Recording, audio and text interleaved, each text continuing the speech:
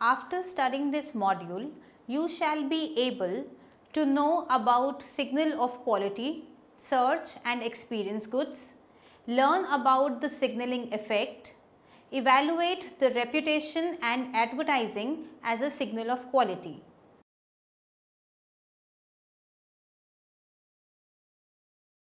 Introduction. Most of the advertising tends to convey very less direct and reliable information on the quality of the product. However, mere advertising of a particular brand serves as signal to the consumers that the brand is of high quality. It has been established that if a firm goes for extensive advertising and spends hugely on advertising, then a rational, informed consumer will respond positively to it, even if the advertising was less effective in conveying the quality of the product. High advertising intensity sends signals to the consumers that the product is of high quality. The following section explains the ways in which consumers can be assured that the product is of high quality.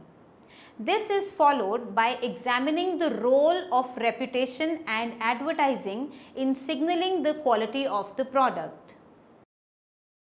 Let's start with discussing the signaling effect.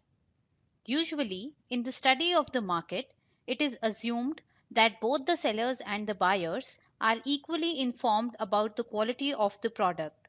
This assumption can be upheld in case it is easy and less costly to verify the quality of the product.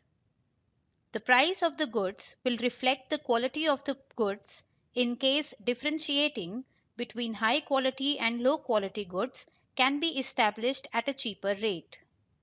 When obtaining information about quality is not cheap, the buyer and the sellers may not have the same information about the goods. Gaining accurate information on the quality being sold is either very costly or it is simply impossible to acquire such information.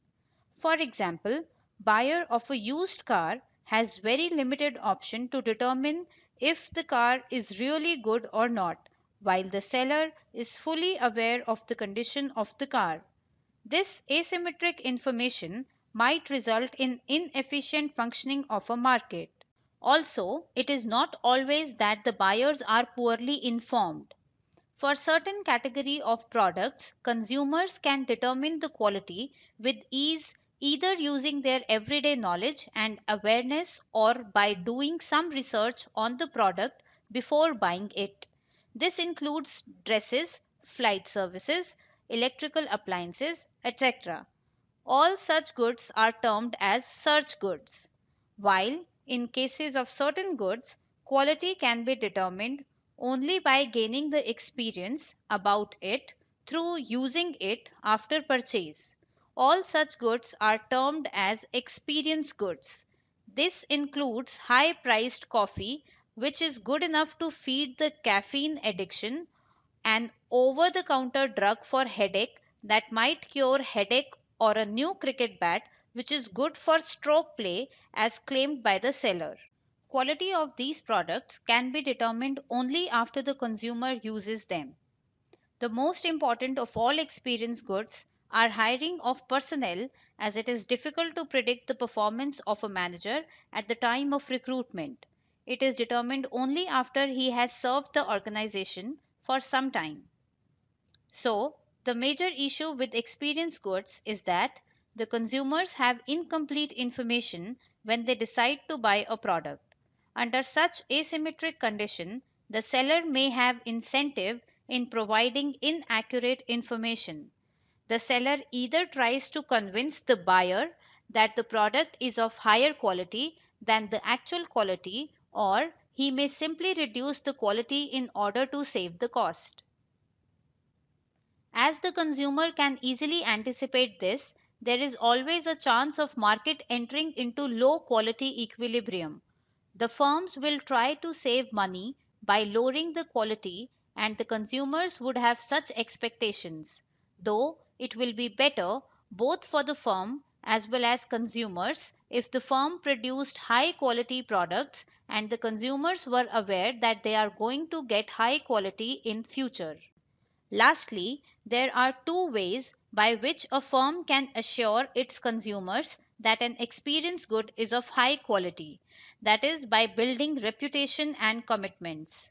Firms are fully aware that the consumers will not go for purchase second time if not satisfied with the first purchase. Reputations once established is transferred across consumers and markets.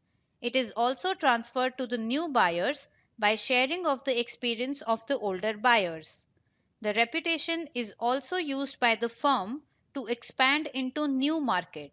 For example, Nike started as a shoe manufacturer which later on moved into manufacturing of sports clothing and sports equipment. Commitment is another way which the firms use to ensure their consumers a higher quality of their products.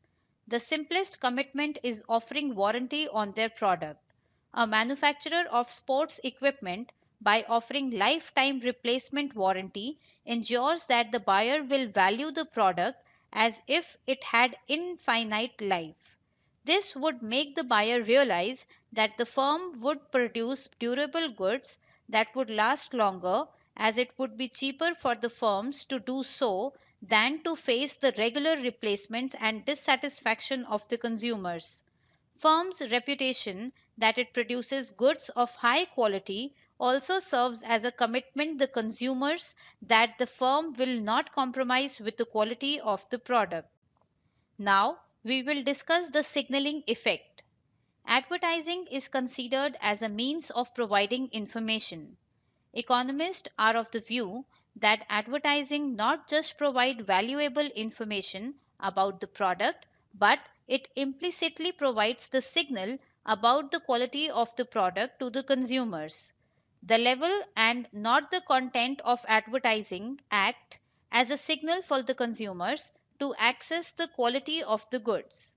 As it is more beneficial for the firm producing high quality product than the one selling the low quality products, firms selling the high quality products are more likely to take up advertising more. Thus, the level or intensity of advertising signals the quality of the product. The accuracy of the signal depends on the market condition. Most of the advertisements for the products that appear on television and other media usually present the information restricted to its existence and the willingness of the manufacturer to make huge expenditure on advertising only. To gain from the investment in advertising, firms must ensure repeat sales. This in turn would be possible if only the product of the firm is of high quality. Firms with low quality will not be able to manage repeat sales, as it can fool consumers only once and will not be in a position to spend on advertising for repeat sales. Similarly, in case of promotional discount pricing for a new product, low entry price, which is sometimes less than the current variable cost, sends a signal to the consumers that product is of high quality, as such strategy will be profitable only if the consumers return for repeat purchases at higher price. The low quality firms will not be able to lower their prices to this level, as they cannot expect repeat purchases. The distinction between the firms manufacturing high and low quality products can be made using two separate models. The first type of model is purely based on the reputation, in which only the new product being sold for the first time are of unknown quality and the consumer becomes aware about the quality after the purchase. Return on the investments in reputed made in the first period must be earned in the form of rent by the high quality products in the subsequent period. Whereas in the second model, high quality firm ensures that the level of price and advertising selected by them does not provide incentive to low quality firm to imitate in case they try to match the same level and serves as signal. First model is reputation as signal of quality. A firm investing in a reputation for quality and subsequently earning rents on that reputation is best illustrated in a model given by Shapiro in 1983. The model is dynamic as the choice of price and qualities for the product is made by the firm in a sequence of time periods. The model uses experience goods only. For such goods, consumers build expectation about the quality of the product which they anticipate before buying from each firm. The expectation developed by the consumers is representative of the firm's reputation at any given point of time. The model assumes that the consumer's expectation is exactly equivalent to the level of quality of the product produced by the firm in the previous period. Suppose the quality of a product is denoted by Q and Q naught is the lower bound of the quality maintained either by regulatory or technological constraints. For 1 unit purchase of the product, the unit cost function for quality is given by C bracket Q bracket close and is increasing in Q. Assuming the market to be competitive at all quality level, firms are compelled to price their product of known quality at marginal cost. In the first period, firm will sell the new product at a price of the minimum quality P is equals to C bracket Q naught bracket close, as it will not be able to convince the consumer about the high quality of the product. However, the actual cost of the high quality product will be C bracket Q bracket close. Thus, the first period sales will result in loss to the firm.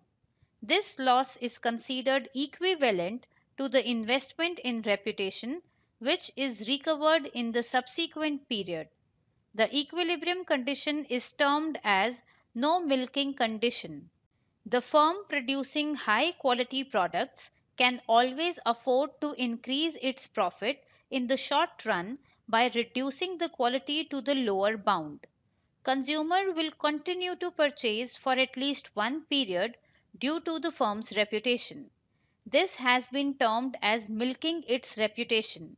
However, if a firm decides not to gain from this strategy, the value of profit for maintaining the quality must be in excess of the short run profits, which is given by PQ minus CQ naught. Firms cannot earn future profit if it has been exposed. If the firm maintains high quality indefinitely, the profits of the firms are PQ minus CQ into 1 plus R by R, where R is the interest rate suitable for discounting. Thus, the no milking condition can be written as PQ minus CQ into 1 plus R by R is greater than equals to PQ minus CQ naught.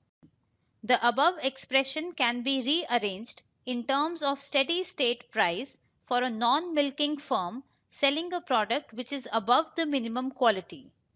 PQ is greater than equals to CQ plus R into CQ minus CQ naught. This is given as equation 1. It follows from the equation that the high quality producer can have continuous incentive to maintain its reputation by producing same quality if the price is above unit cost. The difference between price and cost gives the return on its investment on reputation or simply the rent received due to its reputation. The model further assumes competition and free entry, so to find the equilibrium price, it is necessary that the firm does not profitably enter a high quality market at a lower price, taking away the business from firms already earning rents due to inequality. Now, if we suppose that a firm enters a new market for quality Q with the price of a new product PE in the first period, then in the later period, when the true quality is revealed, the firm will earn in each period PQ minus CQ. If the entry is not profitable, then the condition can be written as PE minus CQ plus bracket PQ minus CQ bracket close by R is less than equals to 0. Since in the first period, firm can only expect PE is equals to CQ naught, as the firm will not be having any reputation. Substituting in the condition that the entry is not profitable, the preceding expression can be rearranged as PQ less than equals to CQ plus R into bracket CQ minus CQ naught. This is given as equation 2. Conditions expressed in equation 1 and 2 can be combined into following equilibrium price quality schedule. PQ is equals to CQ plus R bracket CQ minus CQ naught. This is given as equation 3. Figure 1 shows the steady state price quality schedule as a function of quality. The product with minimum quality earns no rents, whereas the rent or the premium increases with the increase in quality following equation 3.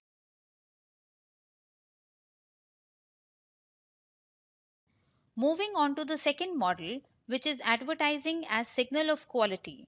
Advertising has a very significant role in establishing a reputation of the firm for quality. It may not provide information directly about the product. However, commitment to spend certain level on advertising indirectly provide information about the product. The signaling role of advertising has been recognized in a series of papers by Nelson in 1970, 1974, and 1978. The main concept is when the true quality of the product is known, high quality producers spend sufficient high level on advertising, which could only be recovered in future and not in the first period of sale. It will not be possible for the low quality producers to closely follow or imitate the high quality producers by matching the same level of advertising, as their sales after the first period will follow the level of low quality products. They will not be able to sustain the high level of advertising. The level of expenditure on advertising by high quality producers give rise to a separating equilibrium, which helps the consumers to decide on the difference between high and low quality products before purchase. Nelson's idea was first formalized into a model where both price and quality of high quality producer serves as a signal to consumers by Milgrom and Roberts in 1986. A simplified and less complicated version of Nelson's work can be presented as follows. Let us suppose H or L as two kinds of possible quality of a product. All pricing issues can be separated if we consider only one period profit function, which is pi 1j. For example, the maximum profit earned in one period by a low quality producer believed to be high quality producer by the consumer can be expressed as pi LH. As it is cheaper to produce low quality products, the possibility for one period profits streams can be expressed as pi LH is greater than pi HH is greater than pi LL. The possibilities show that by fooling the consumers to buy their low quality product, assuming it to be high quality product, firms can earn highest profits for one period due to the low cost of production along with consumers' willingness to pay high quality price. Although high quality product will yield greater profits in the long run, there is always a short period incentive for the firms to lower their quality, which can destroy the high quality equilibrium.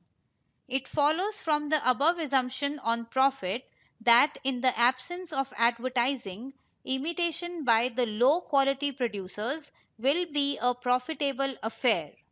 This can be expressed as pi LH plus pi LL divided by R is greater than pi LL plus pi LL divided by R.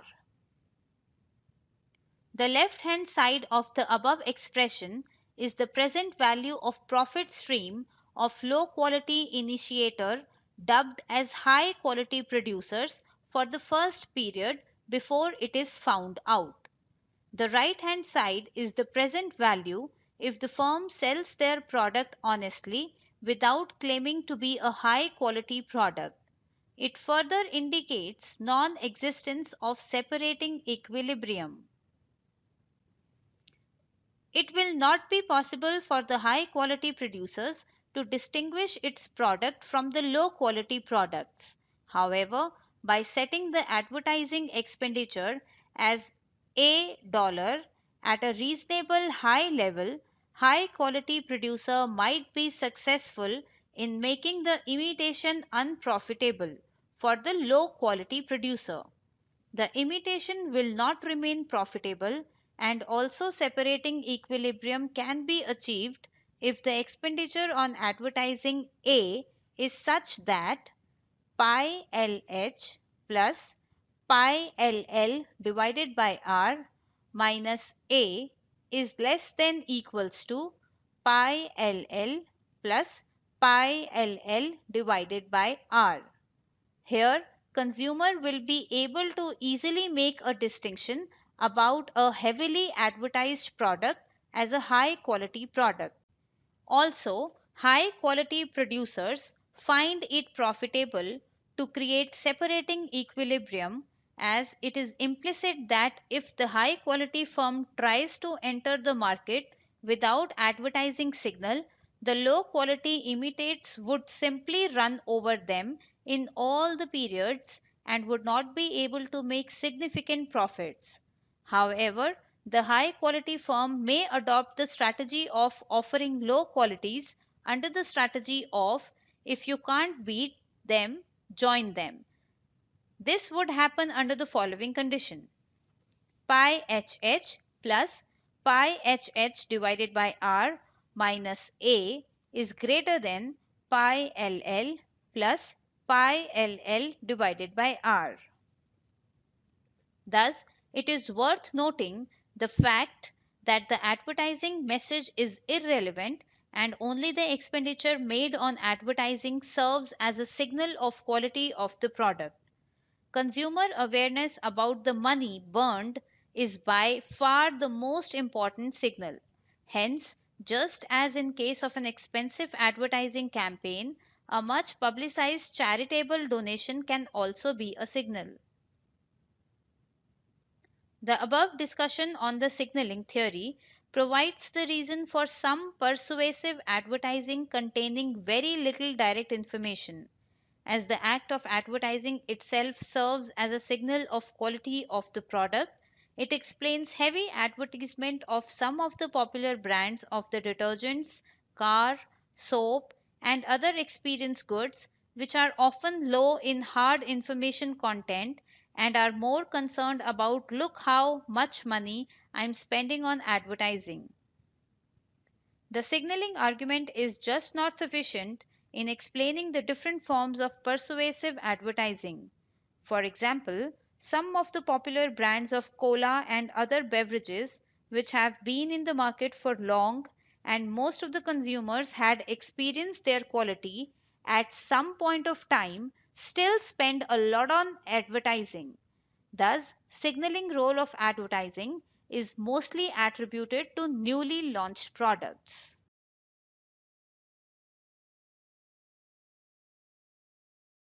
Let us summarize the above discussion we have done so far.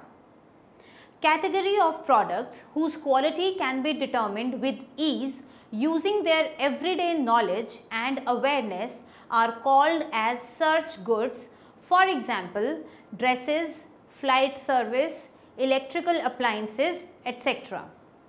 Products whose quality can be determined only by using it after purchase are termed as experience goods. For example, high-priced coffee, over-the-counter drug, cooking oil, cricket bat, etc.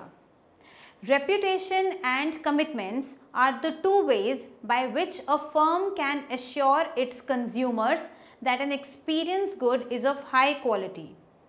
Advertising provides the signal about the quality of the product to the consumers. The level of advertising acts as a signal for the consumers to access the quality of the good. Distinction between the firms manufacturing high and low quality products can be made using two separate models. The first model purely based on the reputation and the second model is based on the level of price and advertising selected by the high quality firms. In the reputation model, only the new product being sold for the first time are of unknown quality. Return on the investment in reputation made in the first period must be earned in the form of rent by the high quality products in the subsequent period.